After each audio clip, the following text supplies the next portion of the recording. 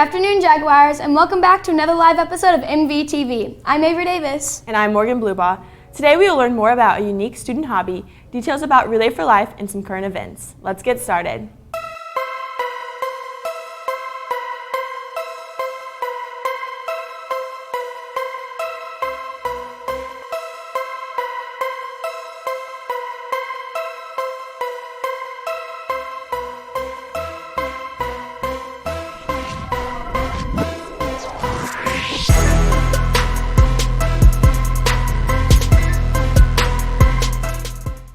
First, let's head to reporter Amanda Mills. She shares a story about a student who enjoys leatherworking. Let's learn more about Sydney Knapp. Here at Mill Valley, many students find ways to express their creativity. Junior Sydney Knapp does this through her talent for leatherworking. Leatherworking, also known as leather crafting, is the practice of making leather into craft objects or works of art using shaping techniques, coloring techniques, or both. I started leatherworking because my great-granddad did it, and my mom encouraged me to do it, and it was kind of one of those things where your mom says, you're gonna do this, and you're gonna try it. If you don't like it, that's okay. So I learned through a group called 4-H, and there's a bunch of different chapters of it, but mine was for Pioneer, and there was a person who led the project. We would go to his house once or twice over the summer. We would learn things, figure out what we want to do for our projects, and then he would just kind of like push us out the door and say, good luck. To make something, it depends on what kind of project it is. If it's from a kit and there's tools and there's instructions that go with it, then it could take 2 to 3 months. But if it's a project from scratch, planning takes 2 to 3 months, and then the whole project itself takes like 6 months. My favorite thing I've made is a tie between my leather shoulder armor and my dragon. My leather shoulder armor was my first piece that I did from scratch, so that's why I really like it, because it's very personal to me. And then it's a tie with the leather dragon that I made, which is one of the most complicated ones that I've made, which I really enjoyed because it was really truly from my brain and from scratch. This winter, maybe try and pick up a new hobby. This has been Amanda Mills reporting for MVTV. Thanks, Amanda. You might have seen purple around the school and students wearing Relay for Life shirts. That is because Mill Valley is gearing up for the annual Relay for Life coming this March. Reporter Lauren Payne gives a recap on the Relay Rally, and reporter Emily Fairborn brings us more information on Relay for Life signups. The Relay for Life committee held a rally to get us ready for the event. If you didn't attend, here's what you missed. The committee leaders started the rally off by introducing the theme, which is movies and all things Hollywood. Continuing with this theme, they led a fun game of Four Corners, but with movie trivia. They then went over a few of the fun activities you can expect on the night of the rally, which is March 27th. Students were also reminded the reason Mill Valley participates in Relay, which is to honor and raise money for cancer patients. To finish up the rally, a few lucky students won prizes in a raffle. Keep an eye out for more information coming soon about team signups. I hope to see you all at Relay for Life. This has been Lauren Payne reporting for MVTV. There is only one day left for team captains to sign their teams up for Relay for Life. Team signups will be available during all 4 lunches. Captains will pick the team's movie theme on the Google form and pick up their team's folder when registering. After signing up at lunch, team captains will be added to the Relay for Life Canvas page. There, they will sign their team up online. They can keep track of their fundraising on the American Cancer Society website. On the Canvas page, you can find information on what to bring for Relay, important dates for team captains, VIP team qualifications, and team member contact information. All information and requirements for team captains can be found on the Canvas page as well. Online signups, registration fees, and team member signups are due February 7th. Youth Participation Agreement, Chaperone Agreement, and Luminaria forms are all due February 28th.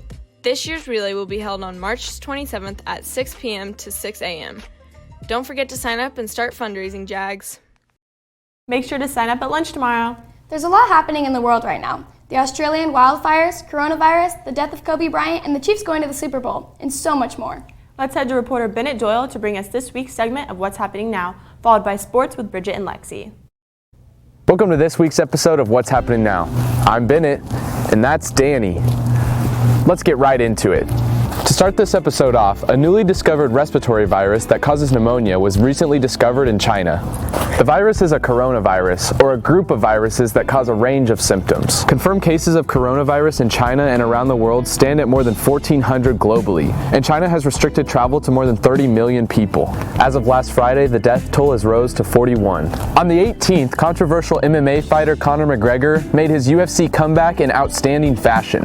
After losing his last fight to Khabib in 2018, McGregor came out strong, knocking out Donald Cowboy Cerrone in only 40 seconds, making him the welterweight champion. With the 92nd Academy Awards upon the horizon, smaller award ceremonies have already begun. After the Golden Globes, Critics' Choice, and the Screen Actors Guild Awards, there seems to be some significant competitors. Marriage Story, Avengers Endgame, and Judy each have 3 awards. Parasite has 4, Joker and 1917 both have 5, and with a whopping 8 awards is Quentin Tarantino's 9th film, Once Upon a Time in Hollywood. That's it for this week's episode of What's Happening Now.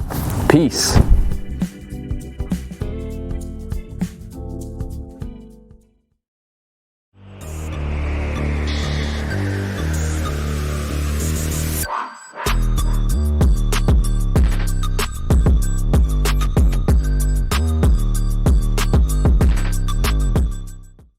Good afternoon, Jax. I'm Lexi Clays. And I'm Bridget Roy. Here's your sports segment for the week. Up first, the bowling team had a strong performance and won their meet. Jackson Penny scored an impressive 613 and Brie LaLuke scored a 583. Great job, Jags. The boys basketball team took on Lawrence Free State yesterday, and after putting up a hard fight, they unfortunately lost 64-32. The girls basketball team has a tournament in El Dorado starting tomorrow, so go out and show your support. The boys swim team made Mill Valley history this week with freshman Anthony Milario breaking the school boys record in the 50-yard freestyle. The boys took their successes into the meet on Saturday, placing 8th overall at the Shawnee Mission Invitational. They have a meet tomorrow at Blue Valley West, so go and cheer them on. Producer Riley Ferguson brings a special tribute to basketball legend Kobe Bryant. Kobe Bryant, 20 years with the Los Angeles Lakers, 33,643 points, 18-time All-Star, 5-time NBA champion, 2-time Finals MVP, and 2008 NBA MVP. Drafted as the 13th pick in the 1996 NBA Draft, Kobe quickly dominated the league in flashy style and became a fan favorite across the globe. He inspired a generation of fans and grew his legacy to a height never before seen from an athlete. On Sunday, January 26, Kobe Bryant, his daughter Gigi, along with 7 other passengers, died in a helicopter crash in Calabasas, California. The best, if not one of the best, to ever play. Thank you, Kobe, for being an inspiration to all the young hoopers out there. He was a great human on and off the court. Everyone in the world knew who Kobe was. Kobe touched the lives of millions of people across the globe and leaves behind a legacy like no other. Our thoughts and prayers goes to the families who have been affected by the accident.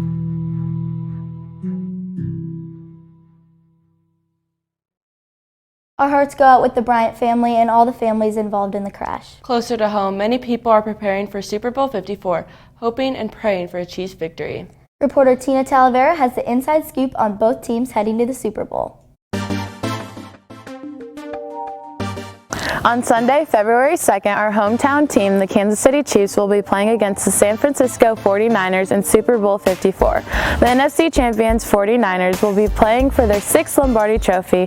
Meanwhile, this will be the first time in 50 years that the Chiefs make it back to the Super Bowl. As both teams prepare to fight for the Lombardi, here's a breakdown of each team's offenses, defenses, and key players that will have a major impact on Sunday's game. To start off, according to NFL.com, the 49ers are ranked 7th in the league in total offense during the regular season. They are led by quarterback Jimmy Garoppolo. During the postseason, San Francisco has heavily relied on their running game. Raheem Mostert, the 49ers' up-and-coming star running back, had a record-setting game against the Packers with over 200 yards and 4 TDs. He'll be a key player in Sunday's championship game against the Chiefs. On the other side of the ball, the Niners' greatest strength is their defense. They are ranked 1st in the postseason, only allowing on average 15 points per game. They have a dominant D-line featuring rookie pass rusher Nick Bosa. Their pass defense is just as good with Richard Sherman in the secondary. The 49ers are a well-balanced team both offensively and defensively. Battling the 49ers for the Lombardi Trophy is our own KC Chiefs. The Chiefs' offense is ranked 3rd in the league with an average of 28 0.2 points per game. In the last 2 games of the playoffs, Mahomes has led the Chiefs to victory after being down by at least 10 points in the first quarter. Aside from Mahomes, the Chiefs have multiple players who are among the best in their position, including tight end Travis Kelce, wide receiver Tyreek Hill, and running back Damian Williams, who will be key players in the game on Sunday. As for the Chiefs defense, they struggled at the beginning of the season, being one of the worst run defenses in the league, but has seen a vast improvement over the course of the season.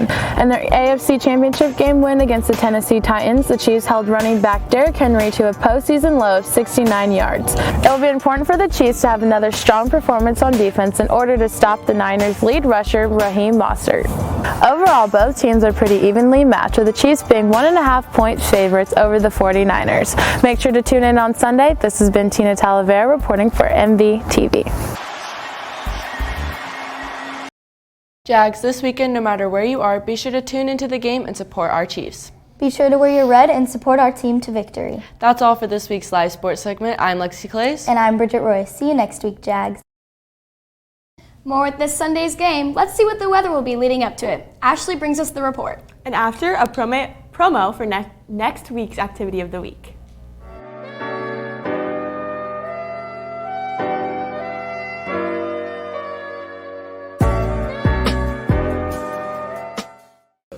Good afternoon, Jaguars. This is Ashley Grega here with your weekend weather update. On Friday, it'll be a high of 41 with a low of 29, mostly cloudy all day. Make sure to check out the boys' basketball game at Lansing at 7 p.m. And then on Saturday, it'll be a high of 49 and a low of 38, mostly sunny all day. And then on Sunday, it'll be a high of 62 and a low 42, sunny all day. A great day to see a Chiefs game. That's it for your weekend weather update. Have a great rest of your week, Jags. Go Chiefs!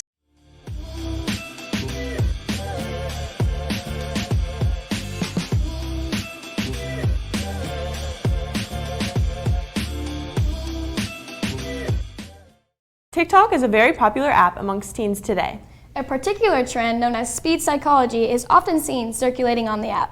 Reporter Madison Larson goes to psychology teacher Miss Crandall for a remake of this popular trend.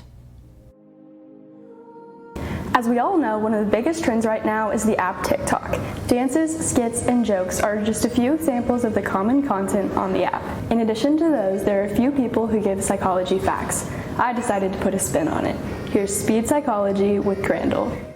Hi everyone, welcome to Speed Psychology with Miss Crandall, your psychology teacher. So I'm going to give you 3 different things today that hopefully you can use psychology on to help make your life at Mill Valley just a little bit better. Our first category, how to pay better attention in class. Number 1, if you're allowed to have food and snacks and drinks in class, bring some. Anytime that you're able to activate more than a couple parts of your brain while you're sitting at your desk, the more you are going to be able to focus. How to deal with test or presentation anxiety. Now this seems to be a big one, and it is also something that can be a legitimate problem for some students. If this is just something that you've noticed is a mild problem, here are a couple things that might help. For starters, chew gum. Having something that you can direct some of that physical nervous energy towards can make a huge difference. Our next and last category of information for today, how to get people to like you. There's 3 different things, very simple, that you can keep in mind. Number 1, proximity. The closer you are to people, the more they're going to notice you and the more they're going to enjoy you. Number 2, similarity. We like the people that seem to be similar to us. So if you're ever having a conversation in class or something comes up, if you can find a way to connect with someone, even if that's in a way where you're commiserating about a difficult test or a long lecture, they're going to instantly like you better. And then lastly, something we call reciprocal liking. As humans, we like the people that like us.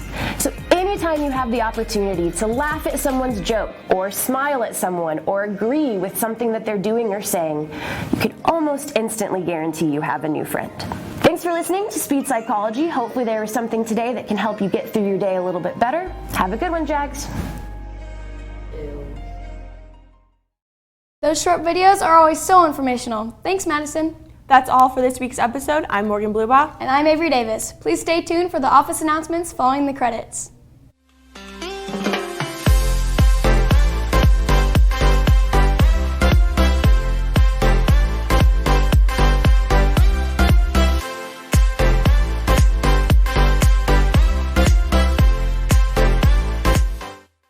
And we are back with your office announcements for January 30th. EdTech Tour permission forms are due Monday, February 3rd. The following Honors AP course meetings are today during seminar: AP Language and Composition with Miss Crosby in Senior Cafe, AP Literature and Composition with Mr. Scholl in room C203, also AP Music Theory with Miss Steiner in room CU122, and AP Studio Art with Miss Christ in room CL102. Please plan to attend to get information regarding course requirements and expectations.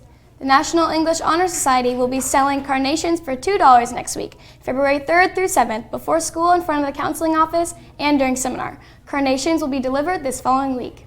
Tickets are now on sale for the Rep Theater class shows to be presented on Tuesday, February 4th and Thursday, February 6th. 2 one-act plays will be presented each of those nights at 7 p.m. in the Little Theater. The shows are The Importance of Being Earnest and 10 Ways to Survive the Zombie Apocalypse. Tickets are $5 for MVHS students and can be purchased from Mr. Copeland in room C130. If you missed last week's track meeting, please see Mr. McAfee in A215 for information. Club 121 is hosting a sock drive next week for Bailey's Closet. Socks or donations will be accepted outside the counseling office before school every day. Socks must be new.